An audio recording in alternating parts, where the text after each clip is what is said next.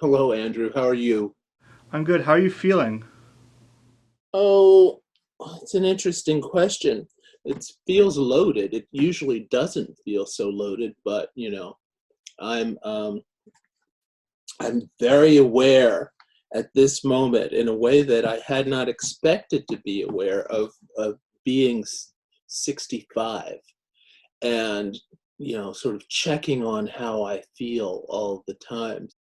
Have you changed some of your routines about going out more or less or Well, taking I the do it with subway? trepidation now. I just went out and bought some food and did some errands and saw what could be, kind of a normal amount of people in my neighborhood out doing the same thing I was doing.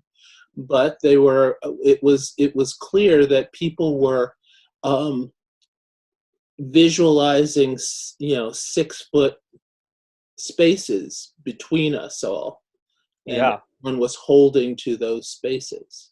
Is there anything that's worrying you? Yeah, there's a lot that's worrying me. What's the first thing that's worrying me is whether or not I can remain calm and un and not be swept into a kind of depression around this. I think what it's going to do is really lay bare every problem that we manage to live with small spaces. We manage to live with kids um, who don't have childcare. We manage to live with people we don't like. you Yeah. know this is, I think, one of the things that we have to recognize is that we are not very socially adept. We Oh. don't deal with one another particularly well in a lot of cases, particularly um, in a culture like New York, which has an enormous number of very self motivated, ambitious people who are driven to achieve some goal. If in fact your goal has been shelved and you're forced not to be able to like get back on track because you have no idea where the track is, you're not going to be happy, All right. and you're not going to be happy with the other people that you're with who are in exactly the same position. This reminds me a lot of, in some ways, of 9/11 in terms of its potential to be absolutely transformative, except that in 9/11, people were able to come together. There was a joint, there was a certain level of unusual intimacy that had to do with mourning and fear.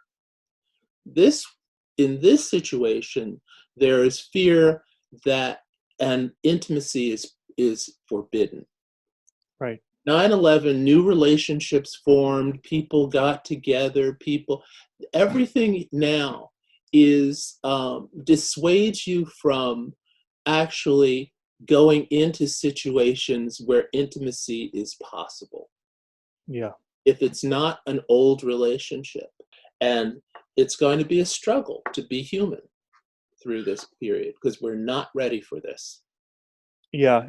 I think that things are going to change for forever, and I think more and more people are going to speak like this. For better or for worse, this is going to be how we talk, and this is no great substitution for in-person contact. Yeah, nothing's going to be the same after this.